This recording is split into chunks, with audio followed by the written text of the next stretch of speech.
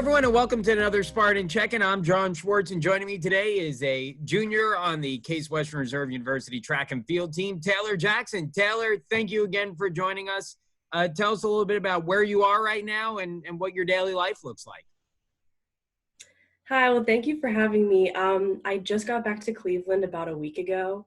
I'm starting my job here. I'm taking care of a young man that has cerebral palsy, so I'm his care provider. So I start that here in a week or two once I've quarantined back here in Cleveland for a little while. But I'm here with my sister. She's in high school, so it's been nice just to spend time with her while we're in quarantine. Very nice. Have you had any time to reflect on kind of losing that back portion of your season? Obviously, you had an outstanding indoor season, but losing the outdoor season, have you had some time to reflect on that? Obviously, this weekend would have been UA Championship weekend. Did you have a moment to think about that stuff? Right, yeah, thank you. I thought about today, I've been thinking about it a lot, but thought about UA as kind of today as I'm getting ready for this interview. I was just like, wow, like we were supposed to host. It was going to be really fun. I was lucky enough as a freshman to compete when we hosted indoor, so that was really fun. It's been kind of hard though. Keeping in touch with the coaches, like they've done a great job at, talking with us whenever, we need to just sit and talk about it and just kind of debrief about what we lost.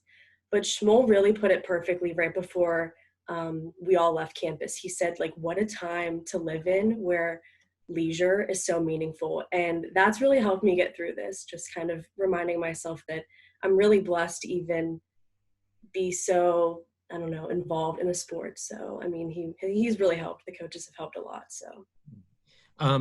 Have you had any time to do workouts? Are there any workouts you're able to do, or have you done anything creative to try to stay in shape while you probably haven't been able to get to a gym? Right. Yeah, that's been really hard. I was watching Mason's actually, and he, hit it right on the head. It's been so hard not to have a gym.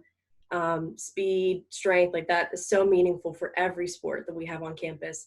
So it's been really hard, but the field, since it's kind of open, we can go there. My sister and I actually went yesterday, threw some shot put, threw some hammer. It was nice out. It was actually kind of hot. And then there's a couple of dumbbells in there, so we did like a quick workout. But when I was back home in Butler, I kind of just used what we had downstairs in our basement and made the most of it. But it hasn't been too bad. I'm just really, really anxious to get back in the gym. So, yeah, your career arc has been interesting because you've always been one of the more talented throwers in the conference and even the country. But you were on the same team as some really talented throwers also. So you've kind of worked your way up, and this was your season where you kind of came out and you won the UA championship in the indoor season.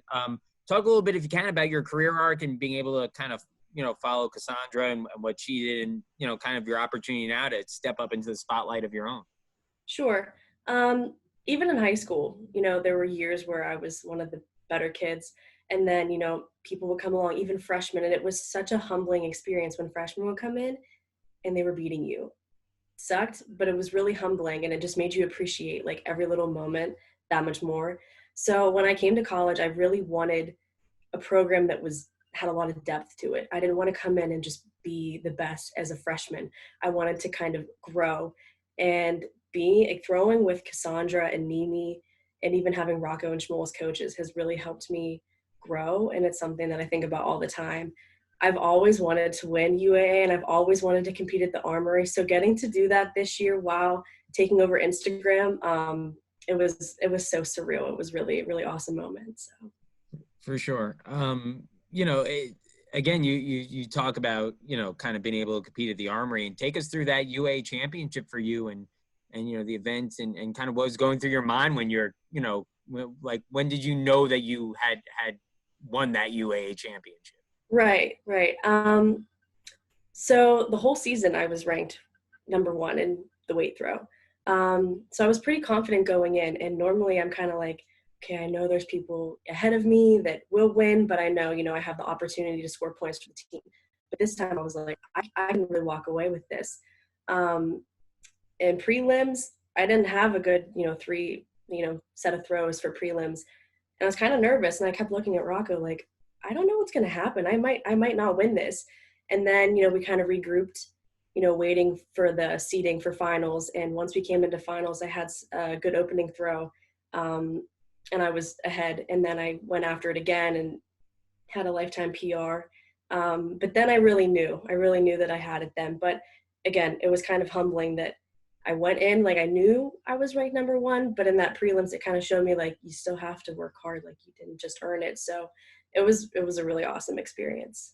Do you have a favorite throwing event? Obviously, as a thrower, you get to compete in kind of a variety of things, whether it's a shot put or the weight throw or the hammer throw in the outdoor season. And discus, you get a little taste of everything. Which is your favorite event to compete in?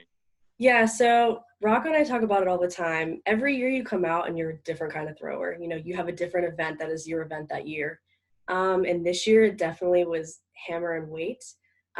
Disappointed that I didn't get to see the outcome of hammer, but weight went really well. So I would say this year that those are my two favorite events, but it kind of changes every year. So that's the beauty of track and field. Shifting back to academics for a second, can you tell us a little bit about the transition to remote classes over the course of the last month and a half and how that experience has been for you? Sure. My teachers have been awesome, so flexible, and I think they were anticipating this to happen. So most of them had pre-recorded lectures or things to do when we had class. So it wasn't a hard adjustment. The hardest thing about it was being home back in Butler for a little bit. I don't have my own space there. So not having my own space to sit quietly and just do work, that was the hardest thing. But teachers were very prepared, which really, I think, has helped me get through it and kind of make it here to the end. Very cool. How about plans for the future after you leave Case Western Reserve? What do you want to do with your life? I plan to attend graduate school. I'm getting a double major here, communication sciences and psychology, and I want to become a speech language pathologist. So I've been kind of looking at grad schools and just toying around with the idea of that. I'm not really sure where I'll end up, but I definitely want to be a clinician.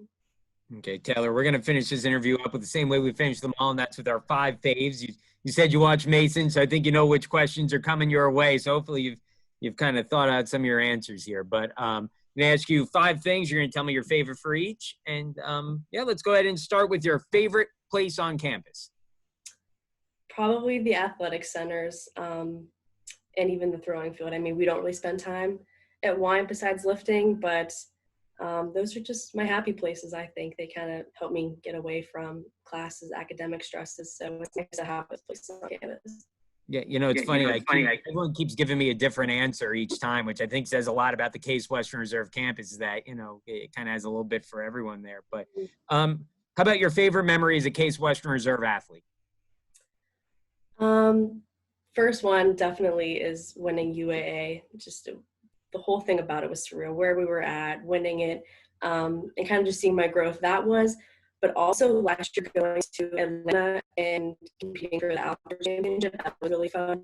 Cassandra had like one of the best meets of her entire life. And they kept saying like, there's just magic in Atlanta, and when you leave, you'll understand it. And honestly, like, it was just such a moving meet. It was so fun, and like, it's just always been my favorite memory. So yeah. How about your favorite teammate? I'm trying to get you in trouble here, but your favorite teammate? I mean, I love everyone, and we've even had some teammates that have left and have, focused on academics, but we really have a special group. But probably Brian. Brian and I have grown so much in the last 2 years, and we just have so much fun together. So Brian's probably my favorite teammate. How about your favorite meal at Case Western Reserve? Right now I'm off campus, so it's been really nice to cook for myself and kind of what I like, but I love stealing people's den swipes, so definitely the den. Very cool. And your favorite class that you've taken at Case Western Reserve?